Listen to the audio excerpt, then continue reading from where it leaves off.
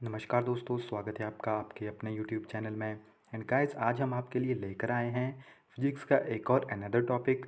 वैसे गाइस, इसमें 3-4 topic cover हो जाने थे, बट थोड़ा सा समय का अभाव है, जिसकी वजह से आज जो है आपके लिए थोड़ा कम ही वीडियो हम लेकर आ पा रहे हैं, यानी कम टाइम की। ओके, तो तकरीबन 10-15 मिनट में ये वीडियो कवर हो जाएगी। तो आइए, ज़्यादा समय ना लेते इस वीडियो को मैं डायरेक्टली शुरू करता हूँ। तो आज का हमारा जो टॉपिक है वो है प्रेशर। प्रेशर काफ़ी इंपॉर्टेंट टर्म है, तो आइए जानते हैं कि प्रेशर होता क्या है हमारे पास। Pressure is defined as force acting normally on unit per area. तो आपके पास प्रेशर क्या होगा, यूनिट पर एरिया, यानी कितनी फोर्स किसी जगह के ऊपर लग रही है। एक सिंपल एग्जांपल लेके आपको समझाता हूँ। जैसे हमारे पास सुई होती है, आपने देखा होगा जो सुई है उसकी नोक एकदम बारीक होती है। एंड अगर आप पेंसिल लोगे एक, जिसे आपने शार्प नहीं किया है, तो वो आपके पास इस तरह से होगी। अगर आप यहाँ पे 2 न्यूटन की फोर्स लगाते हैं, यहाँ पे भी 2 न्यूटन की फोर्स लगाते हैं, तो ये एरिया जो है आपके पास किसी सरफेस में धंस जाएगा, उसके अंदर चला जाएगा, बट ये एरिया नहीं जाएगा, क्योंकि आपके पास जो पूरी की पूरी फोर्स है वो इतने एरिया में डिवाइड हो रही है। इट मीन ये कम प्रेशर जो है जनरेट कर रही है, बट आपके पास यहाँ पे एरिया कम है, इट मीन ये ज़्यादा प्रेशर जनरेट कर रही है। ओके, सो यही रीज़न है कि जैसे कि आप घर में काम करते हो या आपके पास कोई चाकू हो गया, छुरी हो गया, तो उसकी धार जितनी ज़्यादा पतली होती है वो उतनी ही कम ताकत के साथ किसी भी चीज़ को काट देती है। इट मीन अगर उतना जितना कम आप प्रेशर अप्लाई करोगे, जितनी कम आप फोर्स लगाओगे, अगर एरिया कम होगा फिर भी वो काम करेगा। इट मीन अगर एरिया कम होगा तो वहाँ पे फोर्स ऑटोमेटिकली ज़्यादा हो जाएगी। ओके, एंड ऐसा ही यूनिट क्या होते हैं हमारे पास, फोर्स के हो गए न्यूटन, एरिया के हो गए meter square, that is called newton meter square inverse, या पास्कल जो है इसके हमारे पास यहाँ पे यूनिट्स होते हैं। बात करते हैं एटमॉस्फेरिक प्रेशर की। एटमॉस्फेरिक प्रेशर क्या होता है हमारे पास। Atmospheric pressure is that pressure which is exerted by a mercury column of 76 centimeter length of 0 degree at a 45 degree altitude of the sea। तो कहाँ से चलता है, 0 डिग्री सेल्सियस से आपके पास एटमॉस्फेरिक प्रेशर मानते हैं हम at the sea level, and altitude कितना मानते हैं हम, 45 डिग्री, एंड मरकरी का 76 जो है कॉलम के ऊपर ही होता है, and it is equal to the weight of 76 centimetre column of mercury of cross section area 1 centimetre square. Generally it is measured in bar.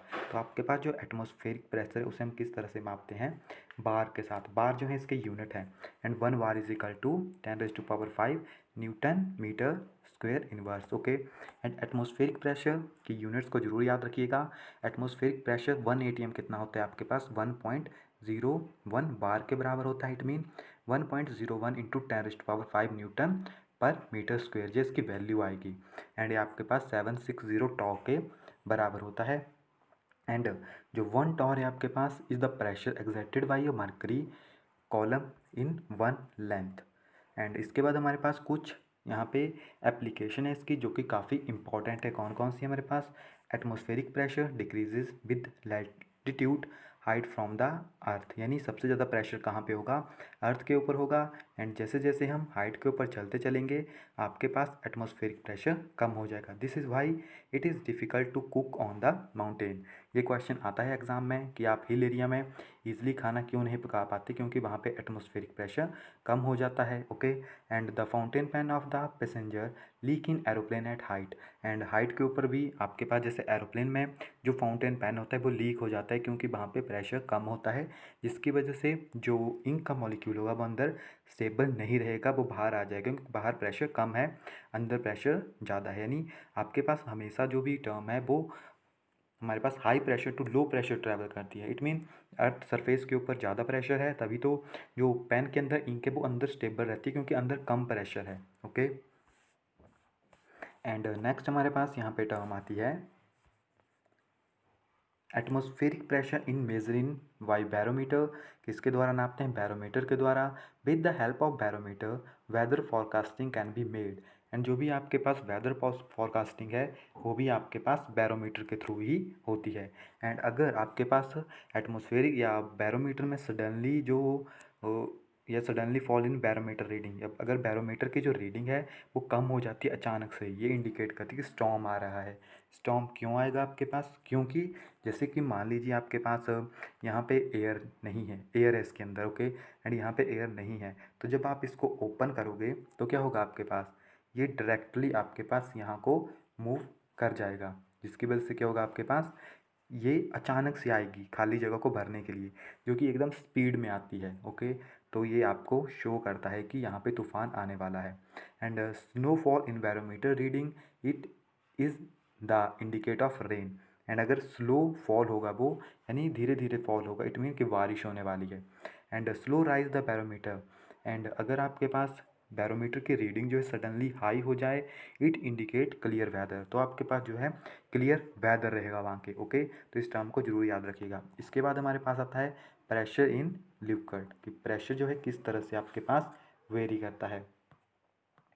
तो प्रेशर के ऊपर चलते हैं। Force exerted on unit area of a wall or a base of the container by the molecule of a liquid is the pressure of the liquid and the pressure exerted by the liquid at depth। अब depth की बात करते हैं, तो depth में आपके पास क्या होगा, नीचे की तरफ चलेंगे तो जब, जैसे कि लिक्विड में तो हमने देख लिया कि जो भी हमारे पास वॉल्स है या किसी बर्तन में हमने लिक्विड को डाला है तो वो कितना प्रेशर जो है डाल रहा है किसी कंटेनर के ऊपर, उसे हमने उसका प्रेशर कह दिया लिक्विड का। एंड उसके बाद जब डेप्थ में हम चलते हैं तो डेप्थ में आपके पास किस तरह से वेरी करता है, P is equal to h d g, okay. And d is the density of the liquid, d क्या रिप्रेजेंट करता है, density of liquid, g represent कर रहा है आपके पास acceleration due to gravity, and h represent कर रहा है कितनी वो डेप्थ में आपके पास। एंड यहाँ पे हमारे पास कुछ टर्म्स है। In a static liquid at some horizontal level pressure is same at all point. अगर आपके पास कोई स्टैटिक लिक्विड है तो उसमें आपके पास जो हॉरिजॉन्टल लेवल होगा उसमें प्रेशर हर जगह पे एक होगा। And pressure at a point in a static liquid have same value in all direction.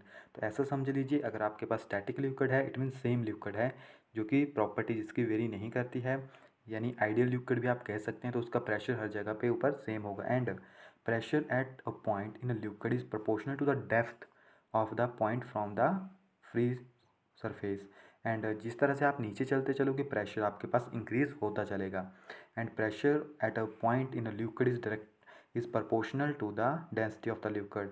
And pressure जो है डेंसिटी के ऊपर भी डायरेक्टली डिपेंड करता है, या डायरेक्टली प्रोपोर्शनल होता है। उसके बाद हमारे पास टर्म आती है पास्कल लॉ। तो pascal law for pressure of liquid, तो पास्कल लॉ क्या आपको बताता है, the gravitational attraction is negligible.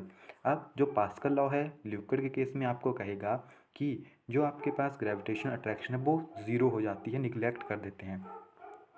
In equilibrium condition pressure is same at all point of the liquid. ये कहता है कि हर जगह के ऊपर प्रेशर सेम है क्योंकि ग्रेविटेशन फोर्स को निगलेक्ट कर दिया गया है। And if an external pressure is applied to enclose fluid it is transmitted undimensionally to every direction.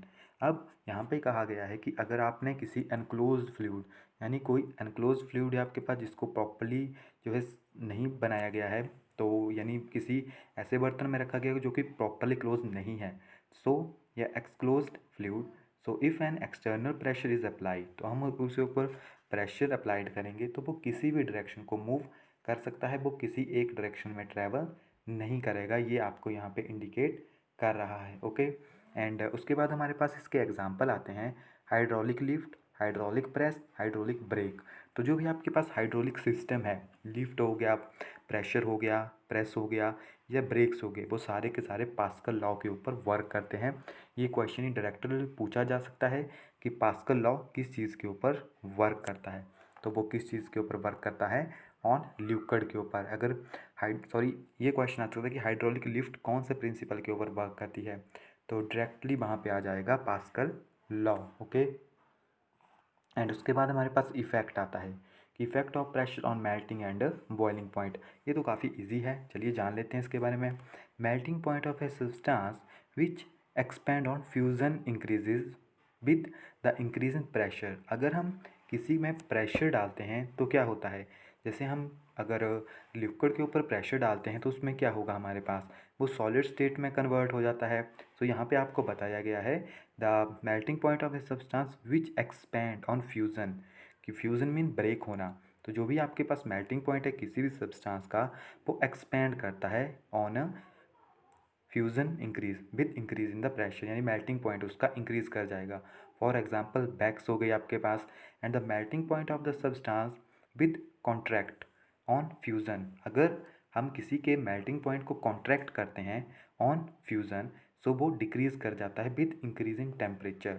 तो अगर हम उसका टेम्परेचर इंक्रीज़ करेंगे तो वो ऑटोमेटिकली आपके पास डिक्रीज़ कर जाएगा। फॉर एग्जांपल आइस, ओके, जैसे वाटर को हम हाई प्रेस्ड करते हैं तो क्या होगा आपके पास, तो वो आपके पास ऑटोमेटिकली वहाँ पे, जैसे आइस, जैसे आपके पास वाटर है, वाटर को अगर प्रेशराइज करेंगे तो वो ऑटोमेटिकली, या उसको क्लोज लाएंगे हम, तो वो सॉलिड में कन्वर्ट हो जाता है। And boiling point of all the substance increase with increase in pressure. And कोई भी बॉइलिंग पॉइंट होगा आपके पास, अगर हम किसी सब्सटेंस में प्रेशर इंक्रीज़ करेंगे तो उसका ऑटोमेटिकली जो बॉइलिंग पॉइंट है वो इंक्रीज़ कर जाता है। सो गाइज, आज की वीडियो में इतना ही हम टॉपिक स्टडी करेंगे। इसके बाद हम केवल एक ही वीडियो आपके साथ स्टडी करेंगे एंड उसके बाद इन सभी वीडियोस के जो भी क्वेश्चंस बनते हैं वो आपके साथ स्टडी करेंगे। ओके, सो मिलते हैं नेक्स्ट वीडियो में, तब तक के लिए thank you and sorry for short video. धन्यवाद।